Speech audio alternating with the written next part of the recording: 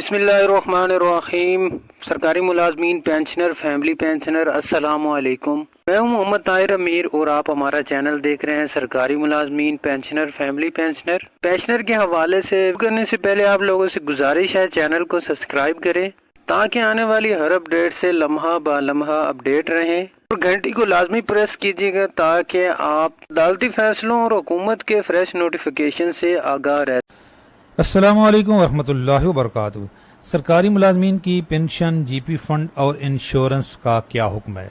कल मैंने supreme court of Pakistan के तारीखी फैसले से आपको आगाह किया था। 2 दिन पहले 30 अगस्त 2024 का सुप्रीम कोर्ट का फैसला, pension a right not charity. Pension सरकारी मुलाजमीन का हक है, ये अतिया नहीं। इससे पहले भी सुप्रीम कोर्ट ऑफ पाकिस्तान ये जजमेंट दे चुकी है कि पेंशन सरकारी मुलाजमीन का हक है, ये महकमे का एहसान नहीं।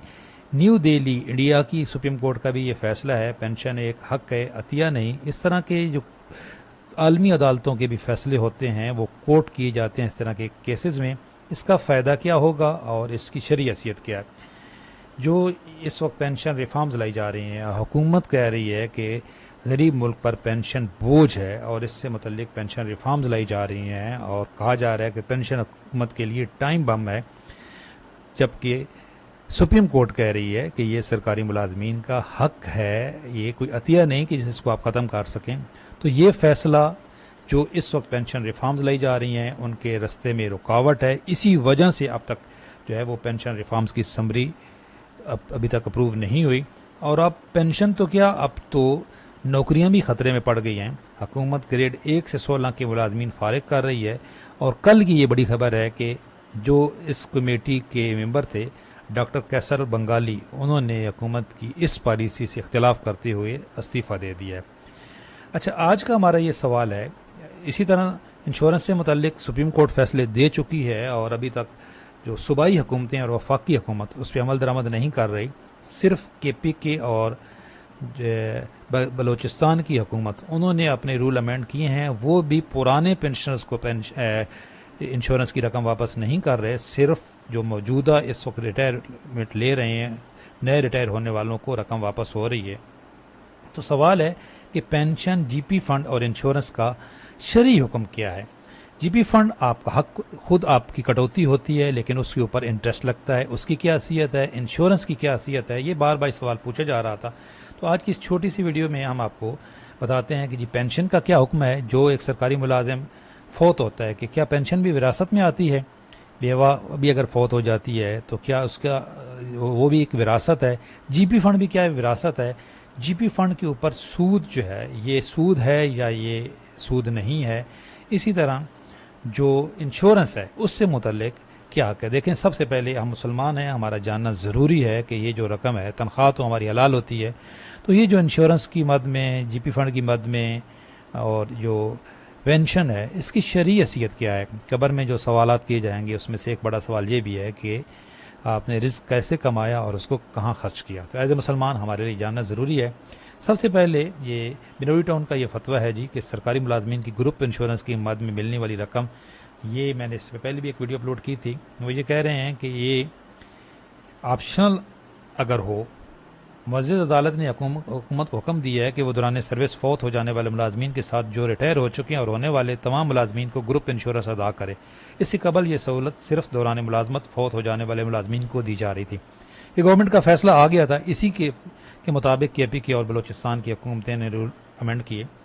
अर्ज यह है कि इस महंगाई के तूफान में फ्लैट की सूरत में घर खरीदना बहुत मुश्किल है और 500 स्क्वायर फुट के फ्लैट में 3 जवान बच्चियों के साथ रिहायश पजीर हूँ।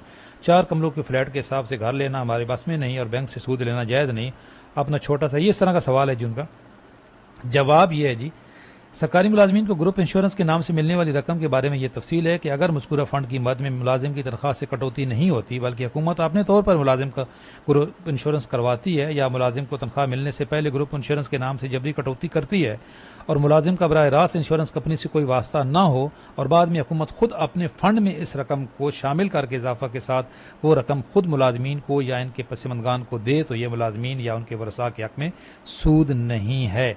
अलबत्ता अगर ग्रुप इंश्योरेंस की मद में सरकारी मुलाजमीन की तनख्वाह से इख्तियारी तौर पर कटौती होती है या मुलाजिम खुद इंश्योरेंस कंपनी से वो रकम वसूल करना पड़ती हो तो इस सूरत में इस मुलाजिम के लिए हुकूमती जमा कराई गई रकम के बाद रकम लेना जायज़ नहीं और असल रकम से ज़्यादा रकम को सवाब की नीयत के बगैर सदका करना ज़रूरी है। ये ग्रुप इंश्योरेंस का हुक्म है जी। तो कटौती जो है वो सरकारी मुलाजमीन की मर्ज़ी से नहीं होती, ये खुद ब खुद ही हो जाती है। इसी तरह ये जीपी फ़ंड से मुतल्लिक सवाल किया गया। बाद में जमात इस्लामी का ये एक फतवा है जी इंश्योरेंस ऐसे पेंशन से मुतल्लिक, ये बड़ा तफसीली फतवा है दावत इस्लामी का, ये भी आपके साथ इसकी भी डिटेल शेयर करते हैं। सरकारी मुलाजमीन का जीपी फ़ंड सूद है या नहीं, तो ये एक तफसीली फ़ैसला है जी बिनोविटन का। मैंने दोनों मसालिक के जो हैं फतावा वो आपके साथ शेयर कर रहा हूँ।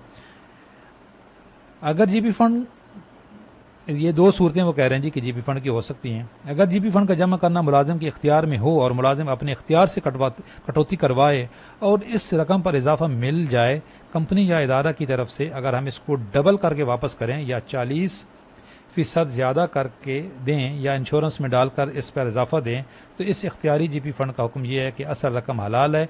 असल रकम के अलावा कंपनी अपनी तरफ से जो रकम शामिल कर रही है इसका लेना भी जायज़ है। लेकिन असल और कंपनी की तरफ से शामिल करदा रकम को कंपनी या इदारा इंश्योरेंस कंपनी या बैंक में जमा करे तो इस इंश्योरेंस या सूद वाली इजाफी रकम का हुक्म यह है कि चूँकि ये जीपी फ़ंड इख्तियारी है, इस सूरत में कंपनी या इदारा मुलाजिम के लिए वकील बन जाए और वकील का कब्ज़ा मुवक्किल का कब्ज़ा होता है। लिहाजा बीमा कंपनी या बैंक में रकम मुंतकिल होने के बाद मुलाजिम इस रकम का मालिक बन जाएगा। अब इस रकम पर जो इजाफा क्या मिलेगा वो शरन सूद है और इसका इस्तेमाल मुलाजिम के लिए नाजायज़ है। तो इस तरह इस फैसले में ये कहा गया है कि अगर वो ऑप्शनल है तो फिर तो जो ऊपर इजाफा है वो सूद है। अगर जीपी फ़ंड का जमा करना आदमी के इख्तियार में ना हो और कंपनी या और इदारा जीपी फ़ंड की मद में पैसे काटे जैसे अभी होता है और असल पैसे के बजाय दोगुने पैसे दे या इससे ज़्यादा दे, तो ये असल रकम हलाल है और इस पर इजाफा सूद के ज़ुमरे में नहीं आता। इसमें मुलाजिम का अमल दखल भी नहीं है, लिहाजा ये मुलाजिम के लिए अतिया की तरह है, इसका लेना जायज़ है। ये दोनों सूरतें आपके सामने है जी। दूसरी जी पेंशन, ये एक अहम तरीन है कि पेंशन क्या विरासत में आती है कि नहीं, ये गौर फैज़ान मदीना का ये फतवा है जी। क्या फरमाते हैं उलमाए कराम इस सिलसिले के बारे में कि पेंशन के बारे में क्या हुक्म है, क्या इसका लेना जायज़ है या नाजायज़? नीज़ मुलाजिम के इंतकाल के बाद बेवा को मिलने वाली पेंशन का मालिक कौन होगा? क्या ये वरसा में तकसीम होगी या बेवा की मलकियत है? बहुत अहम सवाल है जी। मुलाजिम की रिटायरमेंट के बाद हुकूमत की तरफ से मुलाजिम को जो पेंशन दी जाती है वो हुकूमत की तरफ से मुलाजिम को मिलने वाला एक इनाम और तोहफ़ा है। ये जो सुप्रीम कोर्ट का फैसला है बिल्कुल उसके मुताबिक है। इसका लेना बिल्कुल जायज़ है और इसका मालिक मुलाजिम ही होगा। मुलाजिम के इंतकाल के बाद जिसके लिए दी जाएगी वही इसका मालिक कहलाएगा। शौहर की पेंशन अगर इसकी इंतकाल के बाद बीवी को दी जाती है तो वही तनहा इसकी मालिक कहलाएगी। लिहाजा इस सूरत में बेवा को मिलने वाली पेंशन की रकम वरसा में तकसीम नहीं होगी बल्कि ये बेवा की मलकियत है। Very very important. GP fund का शरई हुक्म और इस पर ज़कात का मसला, क्या फरमाते हैं उलमा इकराम इस बारे में कि जीपी फ़ंड की रकम का क्या हुक्म है? क्या ये हमारी मलकियत है? नीज़ इसका लेना जायज़ है और इसकी ज़कात किस पर लाजिम है? जीपी फ़ंड में मुलाजिम की तनख्वाह से एक मुकर्रर रकम हर माह काटी जाती है और इस रकम के बराबर रकम इदारा अपनी तरफ से मिलाते हैं। दोनों तरह की रकम बैंक में रखवा देता है और इस पर हासिल होने वाला नफ़ा भी मुलाजिम को दिया जाता है। ये अपनी तरफ से तो नहीं मिलाते जी, ये वही होता है जो उसका अपना ही होता है, वो कंट्रीब्यूटिव सिस्टम में अपनी तरफ से मिलाई जाती है। इस तफसील के बाद इसका हुक्म यह है कि जो असल रकम मुलाजिम की तनख्वाह से काटी जाती है और उस कटौती वाली रकम के बराबर जो रकम इदारे की तरफ से मिलाई जाती है, ये इदारे की तरफ से जी सरकारी मुलाजमीन की नहीं मिलाई जाती, ये कंट्रीब्यूटिव सिस्टम में मिलाई जाती है। ये दोनों तरह की रकम मुलाजिम ही की मलकियत है और उसके हलाल है। ऐसा नहीं है कि वो कोई अजनबी रकम है, हाँ एक सिस्टम के तहत उससे अलग करके रखा जाता है, लेकिन बहरहाल वो रकम मुलाजिम की मलकियत है, इसके खाते में उसे शुमार किया जाता है। सूद लेना है या नहीं इसका फॉर्म वगैरह मुलाजिम को भरना होता है। लिहाजा इस रकम पर शरायत ज़कात पाए जाने की सूरत में ज़कात भी लाजिम होगी और बाकी मामलात भी इस हैसियत यानी मालिक होने के सामने रखना पड़ेगा। हाँ, ज़कात में ये रुख्सत है कि जब तक वो रकम मुकम्मल या कम अज़ कम निसाब के 5वें हिस्से के बराबर वसूल ना हो जाए, इस वक्त तक इसकी अदायगी वाजिब नहीं होगी। लेकिन जब वसूल होगी तो गुज़िश्ता तमाम सालों की ज़कात अदा करनी होगी। इसलिए बेहतर है कि अगर कोई शख्स ऐसा है जिस पर दीगर अमवाल की ज़कात निकालना फ़र्ज़ है, तो वह हर साल इस रकम की भी ज़कात निकालता रहे जो जीपी फ़ंड में जमा होती रही है, ताकि बाद में एक साथ निकालने की दुश्वारी न हो। लेकिन जो सूदी इजाफा है, इस पर ज़कात नहीं, ज़कात पाकमाल पर होती है।